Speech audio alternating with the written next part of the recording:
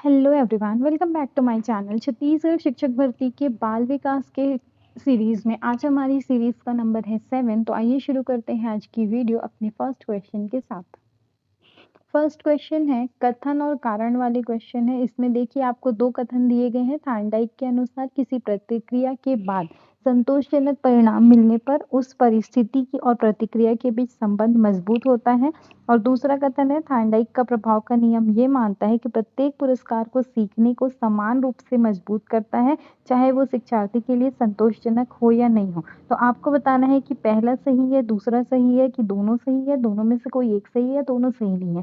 ठीक है, तो आप देखिए हम थार्नडाइक के बारे में जानते थे कि उन्होंने 3 मूल नियम दिए थे। कौन-कौन से नियम थे? पहला नियम बोलता है कि तत्परता का नियम, कि हम किसी को काम को करने के लिए जितने एक्साइटेड होंगे वो काम उतने अच्छे से होगा। दूसरा बोलता है प्रयास व त्रुटि का नियम, कि बार-बार आप प्रयास करेंगे तो उसमें आप अच्छे परफेक्ट हो जाओगे। और प्रभाव का नियम ये बोलता है कि जब आपको किसी काम का करने का प्रभाव संतोषजनक होगा तो उस काम को आप अच्छे से करोगे। पर हमको दूसरा कथन क्या बोल रहा है यहाँ पर? वो ये बोल रहा है कि अगर आपको चाहे पुरस्कार मिले या ना मिले, आपका परिणाम जो रहेगा वो संतोषजनक हो या नहीं हो, पुरस्कार सीखने को समान रूप से मजबूत करता है। तो अगर पुरस्कार सीखने को समान रूप से मजबूत करता है, चाहे शिक्षार्थी के लिए परिणाम संतोषजनक हो या नहीं हो, तो ऐसा नहीं है।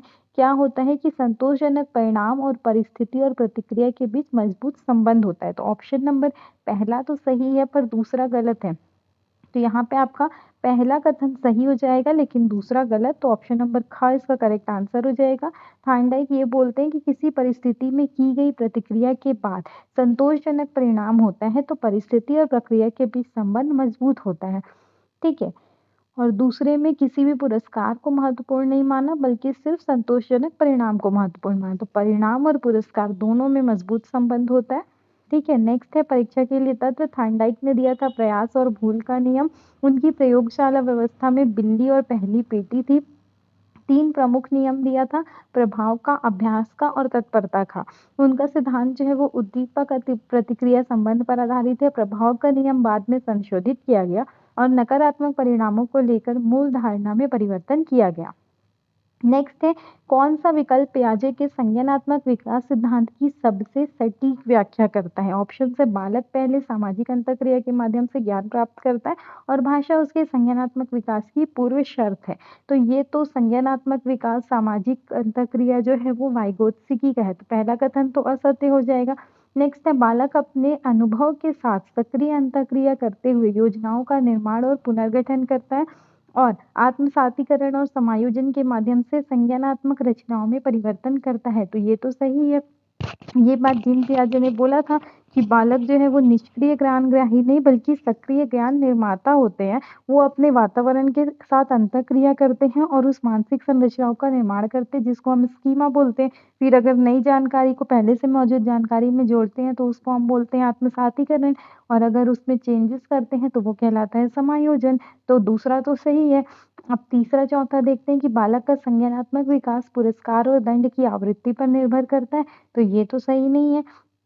ऐसा तो पियाजे ने नहीं बोला है। और बालक का बौद्धिक विकास वयस्क द्वारा दिए गए मौखिक निर्देशों की मात्रा पर निर्भर करता है। तो ये भी सही नहीं है। तो सिर्फ ऑप्शन नंबर ख आपका सही हो जाएगा।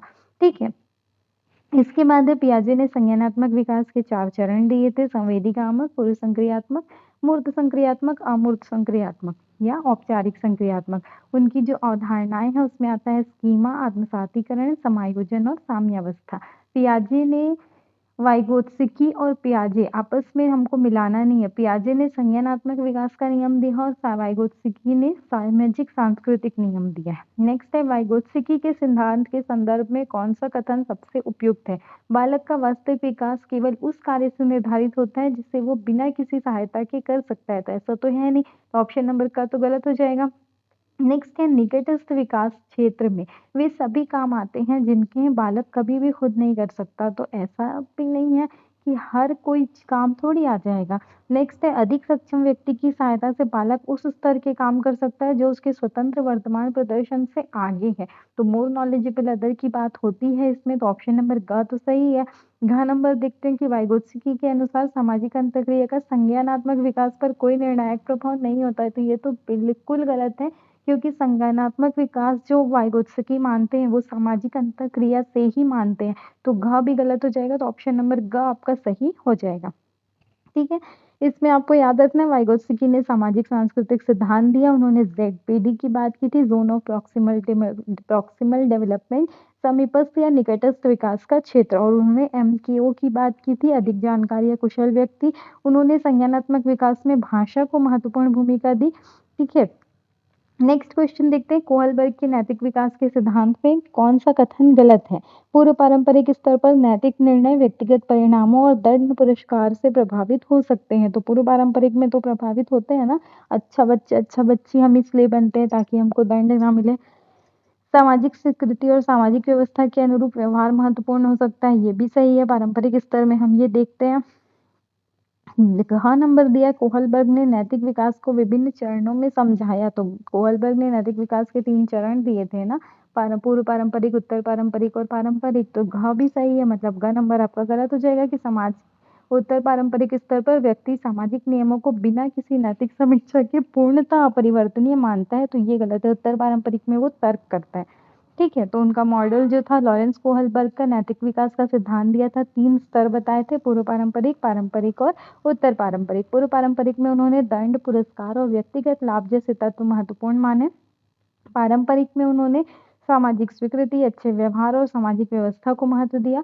उत्तर पारंपरिक में उन्होंने व्यक्ति, नैतिक सिद्धांत और अधिकार जैसे न्याय जैसे व्यापक सिद्धांत के आधार पर काम किया। उन्होंने 6 चरण दिए थे, हमको याद रखना है, दंड और आज्ञा पालन अभिविन्यास, साधनात्मक सापेक्षतावादी अभिविन्यास, अच्छा बच्चा अभिविन्यास, कानून और व्यवस्था अभिविन्यास, सामाजिक अनुबंध अभिविन्यास और सार्वभौमिक नैतिक सिद्धांत अभिविन्यास। एग्जाम में हमको अच्छा बच्चा अभिविन्यास पूछता है, तो ये आपका पारंपरिक स्तर पे आता है, ऑप्शन नंबर अच्छा बच्चा अभिविन्यास। 3rd चरण में कानून व्यवस्था पूछता है, जो 5वां चरण है। नेक्स्ट है, बंडूरा के सामाजिक अधिगम के सिद्धांत के संदर्भ में एक बालक और किसी वयस्क को दूसरे व्यक्ति की सहायता करते हुए देखता है, बाद में खुद भी वैसा व्यवहार करता है, तो इस स्थिति में सर्वाधिक उपयुक्त व्याख्या क्या होगी? केवल शास्त्रीय अनुबंधन, प्रेक्षणात्मक, केवल प्रयास और भूल, या परिपक्वता? तो बंडूरा ने जो सामाजिक अधिगम किया था, तो उसमें बच्चा देख करके सीखता है, जिसको हम लोग प्रेक्षण द्वारा सीखना बोलते हैं। तो ऑप्शन नंबर ख इसका करेक्ट आंसर हो जाएगा। एल्बर्ट बंडूरा ने बोबो डॉल पर प्रयोग किया था, जिसमें बच्चे दूसरों के व्यवहार का अवलोकन करके सीखते हैं, जिसको प्रेक्षणात्मक अधिगम या प्रतिरूपण से जोड़ा जाता है। वयस्क के व्यवहार को देखता है, मानसिक रूप से ग्रहण करता है, फिर उसका प्रदर्शन कर सकता है। महत्वपूर्ण बात यह है कि सीखने के लिए हमेशा प्रत्यक्ष पुरस्कार की आवश्यकता नहीं है। उनके अधिगम में अवलोकन महत्वपूर्ण है, प्रतिरूप महत्वपूर्ण है और अनुकरण हो सकता है। अप्रत्यक्ष प्रबलन जो है वो महत्वपूर्ण नहीं है। व्यक्ति बाहरी व्यवहार से नहीं, संज्ञानात्मक प्रक्रियाओं के माध्यम से भी सीखता है। और बंडूरा का जो प्रयोग था, बोबो गुड़िया प्रयोग, आक्रामक व्यवहार के प्रेक्षणात्मक अधिगम के संदर्भ में प्रसिद्ध है। नेक्स्ट है, गेस्टाल्ट मनोविज्ञान की अंतर्दृष्टि द्वारा अधिगम के संदर्भ में कौन सा कथन सबसे उपयुक्त है? तो गेस्टाल्ट लोग जो है वो समग्र देखते हैं। गेस्टाल्टवादी जो मनोवैज्ञानिक है, वो किसी भी समस्या को समग्र रूप में, मतलब पूरे रूप में एक साथ देखते, टुकड़ों में नहीं देखते। ठीक है, ये याद रखना है। तो ऑप्शंस दिए हैं, समस्या का समाधान केवल प्रतिक्रियाओं की यांत्रिक पुनरावृत्ति से होता है, सीखना मुख्यतः पुरस्कार की आवृत्ति से निर्धारित होता है, समस्या की संरचना या संबंधों को अचानक समझ लेने से समाधान प्राप्त होता है, या सीखना केवल प्रत्यक्ष अनुकरण पर निर्भर करता है। तो जो केवल वाला है वो दोनों तो हटा दीजिए। दूसरा क्या दिया है आपको, सीखना मुख्यतः पुरस्कार की आवृत्ति से निर्धारित होता है, और तीसरा दिया है समस्या संरचना का अचानक समझ लेने से समाधान प्राप्त होता है। तो गेस्टाल्टवादी जो रहते हैं अंतर्दृष्टि, इनसाइट थ्योरी बोलते हैं, कि पूरी समस्या को एक साथ लेके सोचते हैं और अचानक से उनको आंसर मिलता है, तो अचानक समझ लेने का समाधान प्राप्त होता है। ये ऑप्शन नंबर ग इसका करेक्ट आंसर हो जाएगा। अंतर्दृष्टि द्वारा अधिगम का संबंध गेस्टाल्ट मनोविज्ञान से है। इस दृष्टिकोण में समस्या के अलग अलग तथ्यों को सिर्फ अलग अलग नहीं देखा जाता, बल्कि पूरी परिस्थिति की संरचना और उसके संबंधों को समझने का प्रयास किया जाता है। समस्या के समाधान का जो स्पष्ट होना है अचानक, वो कहलाता है अंतर्दृष्टि। और अंतर्दृष्टि सिद्धांत दिया था कोहलर ने, वोल्फ्गैंग कोहलर इनका पूरा नाम था। कोहलर ने जो प्रयोग किया था वो किया था चिंपैंजी पर, जिसका नाम था सुल्तान। गेस्टाल्टवादियों का प्रमुख विचार है समग्रता, मतलब वो किसी भी घटकों को नहीं देखते, वो पूरी परेशानी को एक साथ देखते हैं, ठीक है, समग्र रूप में देखते हैं। इसमें आपको याद रखना है कि थांडाइक ने प्रयास और भूल का सिद्धांत दिया, कोहलर ने अंतर्दृष्टि का सिद्धांत दिया, बंडूरा ने प्रेक्षणात्मक अधिगम का, पावलोव ने शास्त्रीय अनुबंधन का और क्रिया प्रसूत अनुबंधन दिया था स्किनर ने किया था चूहे पर प्रयोग, पावलोव ने किया था कुत्ते पर प्रयोग, बंडूरा ने बोबोडॉल का प्रयोग किया था और कोहलर ने किया था चिंपैंजी पर और थांडाइक ने किया था बिल्ली पर। नेक्स्ट क्वेश्चन देखते हैं, सिगमंड फ्राइड के मनोविश्लेषणात्मक सिद्धांत के संबंध में कथन देखना है। फ्राइड के अनुसार व्यक्तित्व की संरचना इदम, अहम और परा अहम से संबंधित है। इदम वास्तविकता सिद्धांत के अनुसार कार्य करता है। अहम व्यक्ति की इच्छाओं और बाहरी वास्तविकता के बीच संतुलन स्थापित करने में महत्वपूर्ण भूमिका निभाता है। तो आपको इन तीनों में से बताना है कि कौन से कथन सही है।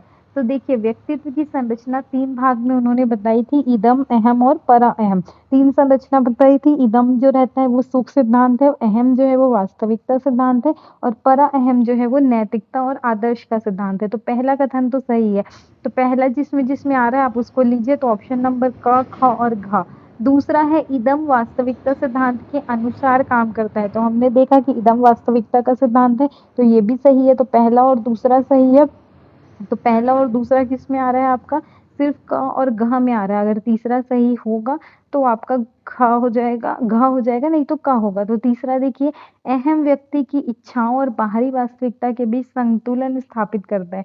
तो अहम जो है वो वास्तविकता का सिद्धांत है, संतुलन का नहीं है, इसलिए ऑप्शन नंबर ग गलत हो जाएगा। इसलिए कथन 1 और 2 सही है, मतलब कौन सा सही, सॉरी, कथन 2 जो है इदम वास्तविकता सिद्धांत के अनुसार काम करता है, तो इदम जो है वो सुख का सिद्धांत है, तो दूसरा गलत हो जाएगा। तो 1 और 2, 1 सही है और 3 सही है, मतलब ऑप्शन नंबर आपको कौन सा सही हो जाएगा, 2 गलत है तो क और ग गलत हो जाएगा। तो ऑप्शन नंबर आपका ख जो होगा, 1 और 3 सही है, ये आपका सही हो जाएगा।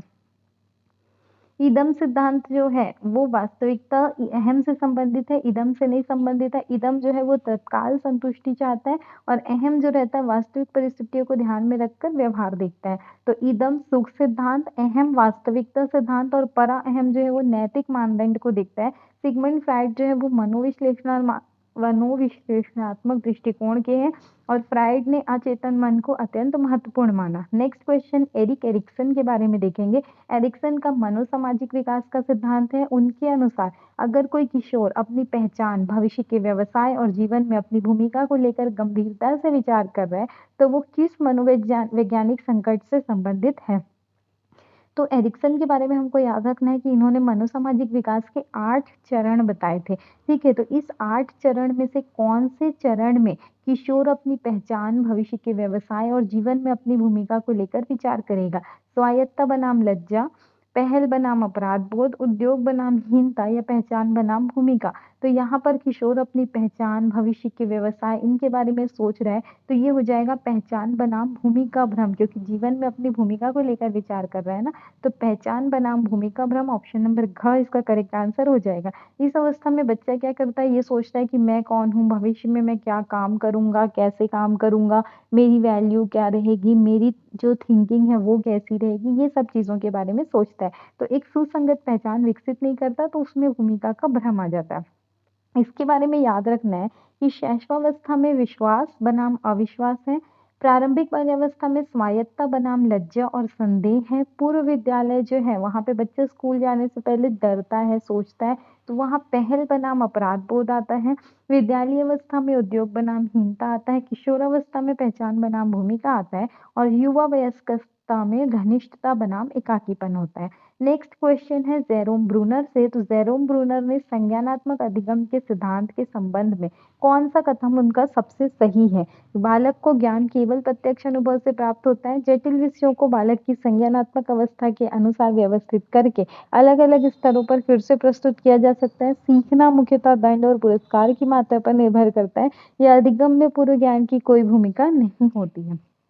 तो ब्रूनर का जो सिद्धांत था उन्होंने दिया था सर्पिल पाठ्यक्रम, जिसके अनुसार किसी व्यक्ति की जो किसी विषय की जो अवधारणा है उसको बालक की समझ के अनुरूप सामने लाते हैं। पहले सिंपल से, जैसे एडिशन सिखा रहे हैं तो सिंपल एडिशन सिखाएंगे, फिर उससे रिलेटेड क्वेश्चन कराएंगे, फिर कैरी वाले एडिशन सिखाएंगे, फिर 1 एडिशन हो जाएगा 1 लेटर नंबर वाला, फिर 2 नंबर्स का, फिर 3 नंबर्स का, फिर उससे रिलेटेड आप क्वेश्चंस कराओगे, फिर उससे रिलेटेड आप वर्ड प्रॉब्लम्स कराओगे, तो घूम घूम कर वो क्वेश्चन आपके सामने आएंगे। तो इसको बोला जाता है सर्पिल। तो कौन सा सबसे सही है? तो केवल प्रत्यक्ष ज्ञान तो होगा नहीं, पूर्व ज्ञान की कोई भूमिका नहीं है, ये भी नहीं होगा, और दंड और पुरस्कार की मात्रा पर भी निर्भर नहीं करेगा। तो ऑप्शन नंबर ख ही इसका करेक्ट आंसर हो जाएगा कि विभिन्न स्तरों पर फिर से प्रस्तुत किया जाता है। ठीक है। ब्रूनर ने ज्ञान के प्रतिनिधित्व के 3 रूप बताए थे, क्रियात्मक, प्रतीकात्मक और प्रतिमात्मक। ब्रूनर का जो अधिगम है वो खोज अधिगम है, सर्पिल पाठ्यक्रम दिया है, सीखने की परिस्थितियां व्यवस्थित करता है और विद्यार्थियों को सक्रिय अन्वेषक मानता है। नेक्स्ट क्वेश्चन है डेविड ऑसवेल से। तो एक शिक्षक नया अध्याय पढ़ाने से पहले विद्यार्थियों को ऐसी व्यापक अवधारणा देता है कि पढ़ाई जाने वाली सामग्री को उनके पूर्व ज्ञान से जोड़ती है। तो ये किस मनोवैज्ञानिक अवधारणा का सबसे उपयुक्त उदाहरण है? खोज अधिगम, अग्रिमायोजक, अंतर्दृष्टि या अनुकरण। तो यहाँ क्या हो रहा है कि पढ़ाने से पहले वो पूरा कॉन्सेप्ट समझा रहा है, ठीक है, फिर उसके पूर्व ज्ञान से जोड़ रहे हैं। तो इसमें खोजना तो कुछ है नहीं, अनुकरण मतलब सीख नकल करना होता है तो वो भी नहीं है, अंतर्दृष्टि में क्या होता है कि अचानक से आंसर सूझता है तो वो भी नहीं है। तो ऑप्शन नंबर ख हो जाएगा, अग्रिम आयोजक। डेविस ऑसबेल जो है ये सार्थक मौखिक अधिगम से जुड़े हुए, जिनको अग्रिम आयोजक की इन्होंने अवधारणा दी थी। इनका उद्देश्य था कि नए सामग्री को विद्यार्थी की पहले से जो उपलब्ध संरचना है उससे जोड़ दिया जाए। ऑसबेल का मानना था कि विद्यार्थी का जो पूर्व ज्ञान है उसको सीखने में उसकी बहुत भूमिका होती है। तो ऑसबेल सार्थक मौखिक अधिगम के बारे में बात करते हैं, नई जानकारी को पूर्व ज्ञान से जोड़ते हैं। रटकर सीखना और सार्थक अधिगम अलग अलग अवधारणाएं हैं, और ऑसबेल का सिद्धांत जो है विद्यालय शिक्षण के लिए महत्वपूर्ण है। नेक्स्ट है इवान पावलोव। इवान पावलोव के लिए क्वेश्चन है, एक बालक को गणित की परीक्षा के दौरान बार बार अत्यधिक तनावपूर्ण अनुभव होता है। कुछ समय बाद केवल परीक्षा कक्ष में प्रवेश करते ही उसको भय और तनाव की प्रतिक्रिया दिखाई देने लगती है। तो इसे किस सिद्धांत द्वारा सर्वाधिक उपयुक्त रूप से समझाया जा सकता है? क्रिया प्रसूत, शास्त्रीय अनुबंधन, अंतर्दृष्टि अधिगम या सामाजिक अधिगम। तो हम देखते हैं कि उसको अभी उसने पेपर दिया नहीं है, सिर्फ गणित का पेपर है, इस सब्जेक्ट से वो डर रहा है, तो नाम सुन के ही वो डर रहा है, तो इसको क्या बोला जाता है? शास्त्रीय अनुबंधन। ऑप्शन नंबर ख इसका करेक्ट आंसर हो जाएगा। पावलोव के शास्त्रीय अनुबंधन में एक प्रारंभ में तटस्थ उद्दीपक होता है, जिस उद्दीपक के साथ व्यवहार जुड़ा रहता है, और वो उद्दीपक जैसे मिलता है तो प्रतिक्रिया होती है। तो हमको बोला जाता है कि गणित वाले टीचर है तो आपको उससे डर लगेगा, आर्ट्स वाली टीचर है, डांस टीचर है, तो उसपे आपको डर नहीं लगेगा। तो वो उस नाम से डर होता है, बोलते हैं ना कि उसका नाम सुन के मुझे डर लग जाता है। तो ये होता है शास्त्रीय अनुबंधन, जो नाम होता है वो काम करता है उद्दीपक का, और जो आपको डर लगता है ना वो काम करती है अनुक्रिया का। नेक्स्ट है आपका पावलोव शास्त्रीय अनुबंधन का सिद्धांत। प्रयोग हुआ था कुत्ता और घंटी वाला, और उद्दीपक जो है सामान्यीकरण और भेदीकरण परीक्षा में महत्वपूर्ण अवधारणाएं। नेक्स्ट है पीएफ स्किनर का, जिन्होंने चूहे पर प्रयोग किया था। क्वेश्चन है कि इस स्थिति में व्यवहार के बाद मिलने वाला परिणाम भविष्य में उस व्यवहार की संभावना को बढ़ाता है। सकारात्मक प्रबलन, सकारात्मक दंड, नकारात्मक दंड या विलुप्ति। तो व्यवहार के बाद मिलने वाला परिणाम व्यवहार की संभावनाओं को बढ़ाएगा, तो वो दंड तो होगा नहीं, ना ही विलुप्ति होगा। तो ऑप्शन नंबर का ही इसका करेक्ट आंसर हो जाएगा, सकारात्मक प्रबलन। स्किनर के क्रिया प्रसूत अनुबंधन में प्रबलन का जो उद्देश्य है वो व्यवहार की संभावना को बढ़ाता है। सकारात्मक प्रबलन में किसी व्यवहार के बाद कोई वांछनीय उद्दीपक प्रस्तुत किया जाता है, विद्यार्थी ने अच्छा काम किया, शिक्षक ने प्रशंसा की, तो विद्यार्थी उस काम को दोबारा करेगा। प्रबलन जो है व्यवहार को बढ़ाता है और दंड जो है उसको घटाता है। नेक्स्ट है जीबी वॉटसन। वॉटसन जो है व्यवहारवादी है, जिनको व्यवहारवाद का जनक भी बोला जाता है। व्यवहारवादी दृष्टिकोण की मूल धारणा के संदर्भ में कौन सा कथन सबसे ज्यादा उपयुक्त है? केवल अचेतन इच्छाएं व्यवहार को निर्धारित करती हैं, मनोविज्ञान को प्रेक्षणीय व्यवहार के वैज्ञानिक अध्ययन पर अधिक बल देना चाहिए, बुद्धि जन्म से पूरी तरह निश्चित होती है, अधिगम में पर्यावरण की भूमिका नगण्य है। तो व्यवहारवादी दृष्टिकोण की मूल धारणा के संबंध में जो सबसे उपयुक्त कथन है, केवल अचेतन इच्छाएं, ये तो नहीं होगा। बुद्धि जन्म से पूरी तरह निश्चित होगी, ये भी नहीं होगा। अधिगम में पर्यावरण की भूमिका नगण्य कैसे होगी? तो एलिमिनेशन मेथड यूज कीजिए और ख नंबर आपका करेक्ट आंसर हो जाएगा। जी.बी. वॉटसन के प्रमुख प्रवर्तकों में माने जाते हैं व्यवहारवाद के। उन्होंने मनोविज्ञान को ऐसी वैज्ञानिक शाखा के रूप में विकसित करने पर बल दिया जिसमें प्रेक्षणीय व्यवहार का अध्ययन किया जा सके। व्यवहारवादी दृष्टिकोण में पर्यावरण, उद्दीपक और व्यवहार के संबंध को विशेष महत्व मिलता है। नेक्स्ट है एडवर्ड टॉलमैन का क्वेश्चन है, एक चूहा भूल भुलैया में बिना तत्काल पुरस्कार के भी मार्गों की संरचना सीख लेता है और बाद में पुरस्कार मिलने पर सही मार्ग चुनने में दक्षता दिखाता है। ये किस अवधारणा से संबंधित है? गुप्त अधिगम, शास्त्रीय अनुबंधन, प्रभाव का नियम या अनुकरण? तो चूहा क्या कर रहा है आपका, यहाँ पर सीख ले रहा है रास्ते को, ठीक है। फिर उसके बाद जब उसको पुरस्कार मिल रहा है तो सही मार्ग ढूंढने की एफिशिएंसी है वो बढ़ जा रही है। तो वो क्या होता है, वो आपका होता है गुप्त अधिगम। ऑप्शन नंबर का इसका करेक्ट आंसर हो जाएगा। एडवर्ड टॉलमैन ने क्या किया था, संज्ञानात्मक तत्व को व्यवहारवाद में महत्व दिया और गुप्त अधिगम की अवधारणा इससे सामने आई थी। मतलब अधिगम हो सकता है लेकिन उसका प्रदर्शन तुरंत दिखाई नहीं देता है, जैसे ही वो पुरस्कार मिलता है तो फिर वो दिखाई देना शुरू होता है, ठीक है। तो टॉलमैन ने गुप्त अधिगम की बात की थी। संज्ञानात्मक मानचित्र टॉलमैन से संबंधित है। उन्होंने कठोर उद्दीपक प्रतिक्रिया व्याख्या से आगे बढ़कर संज्ञानात्मक प्रक्रियाओं को महत्व दिया।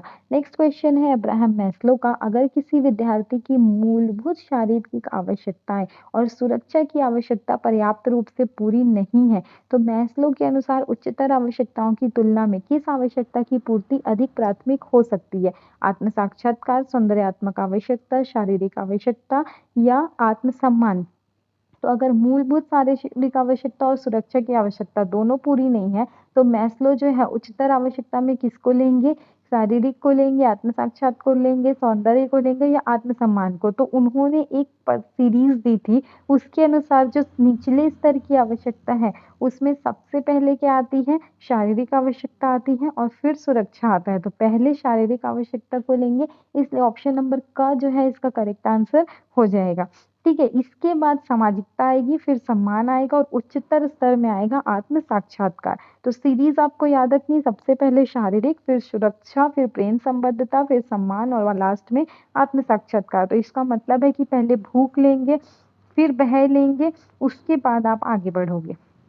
नेक्स्ट कार्ल रोजर्स का क्वेश्चन है, मानवतावादी मनोविज्ञान के अनुसार शिक्षक की कौन सी भूमिका विद्यार्थी के आत्म विकास के लिए सबसे अधिक अनुकूल मानी जाएगी? प्रत्येक उत्तर को नियंत्रित करना तो ये तो कर ही नहीं सकता, टीचर को कंट्रोलिंग होना ही नहीं है। कठोर दंड व्यवस्था लागू करना ये भी नहीं कर सकते, केवल पाठ्य पुस्तक के तथ्यों को याद करना ये भी नहीं कर सकते। तो जब 3 गलत मिल गया तो सही आपको क्या मिलता है कि स्वीकारात्मक होना है, सहानुभूतिपूर्ण होना है और गैर निर्देशात्मक वातावरण देना है, ठीक है। कार्ल रोजर्स ने मानवतावादी दृष्टिकोण से जुड़े मनोवैज्ञानिक थे। उनके दृष्टिकोण में व्यक्ति के भीतर विकास की क्षमता होती है। शिक्षण में ऐसा वातावरण चाहिए जहां विद्यार्थी खुद को स्वीकार्य और सुरक्षित महसूस करे। रोजर्स की जो अवधारणाएं हैं उसमें व्यक्ति केंद्रित दृष्टिकोण है, सहानुभूति है, वास्तविकता है, बिना शर्त सकारात्मक सम्मान है और विद्यार्थी केंद्रित अधिगम है। तो मानवतावादी दृष्टिकोण को व्यवहारवादी दंड प्रबंधन दृष्टिकोण से हमको नहीं मिलाना है। नेक्स्ट हार्वर्ड गार्डनर है जिन्होंने बहुबुद्धि सिद्धांत दिया था, ठीक है। इन्होंने बुद्धि को सिर्फ एक सामान्य क्षमता से नहीं माना था बल्कि इन्होंने अलग अलग प्रकार से संगीत, भाषा, तर्क, शारीरिक गतिविधि, स्थानिक समझ, ये सब के आधार पर अलग अलग क्षेत्रों में व्यक्ति की क्षमताएं अलग अलग मानी थी। तो क्वेश्चन हमको है कि एक विद्यार्थी गणितीय समस्याओं में औसत प्रदर्शन करता है लेकिन संगीत, लय और ध्वनि के पैटर्न को असाधारण रूप से अच्छी तरह पहचानता है। तो गार्डनर के सिद्धांत के अनुसार सबसे उपयुक्त अर्थ क्या होगा? सामान्य बुद्धि निश्चित रूप से भिन्न है, तार्किक गणितीय बुद्धि का अभाव होने के कारण वो प्रतिभाशाली नहीं हो सकता। तो ये तो महा नेगेटिव है, तो इसको हटा दीजिए। ग नंबर है, एक संगीतात्मक बुद्धि ज्यादा विकसित हो सकती है या विद्यार्थियों की बुद्धि एक ही प्रकार की होती है? तो जब गार्डनर ने बहुबुद्धि बोला है तो एक प्रकार की कैसे बुद्धि होगी? तो ख और घ गलत है, क और ग में से आंसर देखना है। तो संगीतात्मक बुद्धि ज्यादा विकसित हो सकती है या सामान्य बुद्धि निश्चित रूप से निम्न में है? तो इसमें गणित एवरेज है और संगीत बहुत ज्यादा है, तो संगीत वाली बुद्धि जो है वो ज्यादा विकसित हुई है। तो ऑप्शन नंबर ग इसका करेक्ट आंसर हो जाएगा। ठीक है। गार्डनर की जो बुद्धियां हैं उसमें मुख्यतः 8 प्रकार की बुद्धि ली है उन्होंने। भाषिक, तार्किक, गणितीय, स्थानिक, शारीरिक, गति संवेदी, सांगीतिक, अंतर्वैयक्तिक, अंतःवैयक्तिक और प्राकृतिक। नेक्स्ट है जेपी गिलफोर्ड से संबंधित। इस मनोवैज्ञानिक के सिद्धांत में अपसारी चिंतन को संज्ञानात्मक से विशेष रूप से जोड़ा गया। गिलफोर्ड, स्पीयरमैन, बिने या कैटल। तो जेपी गिलफोर्ड ने बुद्धि संरचना और रचनात्मकता के अध्ययन में योगदान दिया और उन्होंने अपसारी और अभिसारी चिंतन की बात बताई। तो अपसारी चिंतन को रचनात्मकता से जोड़ने में नाम आता है जेपी गिलफोर्ड का। तो ऑप्शन नंबर क इसका करेक्ट आंसर हो जाएगा। रचनात्मकता से जुड़े जो तत्व है वो प्रवाह, लचीलापन, मौलिकता और विचार आते हैं। इसमें याद रखेंगे स्पेयर ने बुद्धि का द्विकारक सिद्धांत दिया था, बिने ने बुद्धि उपलब्धि मापने का सूत्र दिया था और कैटल ने दो तरह की बुद्धि बताई थी, तरल और ठोस, और स्पीयरमैन ने सामान्य और विशिष्ट। नेक्स्ट स्पीयरमैन के बारे में है। द्विकारक सिद्धांत के अनुसार किसी विद्यार्थी का विभिन्न प्रकार के बौद्धिक कार्यों में सामान्य रूप से अच्छा प्रदर्शन किस कारक से संबंधित माना जाएगा? केवल विशिष्ट, सामान्य, केवल भावनात्मक या केवल सामाजिक? तो केवल कारक आप नहीं लोगे जब अलग अलग प्रकार के बौद्धिक कार्य को कर रहे हैं, इसलिए उसको सामान्य रूप से अच्छा माना जाएगा सामान्य कारक में। तो ऑप्शन नंबर ख इसका करेक्ट आंसर हो जाएगा। स्पीयरमैन ने बुद्धि को दो प्रकार से समझाया था, सामान्य कारक जी और विशिष्ट कारक एस। सामान्य कारक क्या होता है? विभिन्न मानसिक कार्यों में सामान्य बौद्धिक क्षमता होती है। और विशिष्ट कारक क्या होता है? किसी विशेष काम को करने की क्षमता होती है, तो वो विशिष्ट कारक होता है। नेक्स्ट है एल्फ्रेड बिने के द्वारा। तो एल्फ्रेड बिने ने बुद्धि परीक्षण दिया था जिसमें उन्होंने बच्चे की बुद्धि लब्धि मापने का सूत्र दिया था। तो क्वेश्चन है बिने के बुद्धि परीक्षण के मूल उद्देश्य के संबंध में कौन सा कथन अधिक उपयुक्त है? केवल प्रतिभाशाली बच्चों की पहचान करना, अतिरिक्त सहायता की आवश्यकता वाले बच्चों की पहचान में सहायता करना, व्यक्तित्व का पूर्ण मूल्यांकन करना या केवल व्यावसायिक रुचियों को मापना? तो केवल वाले तो आप हटा दिया करो, ठीक है।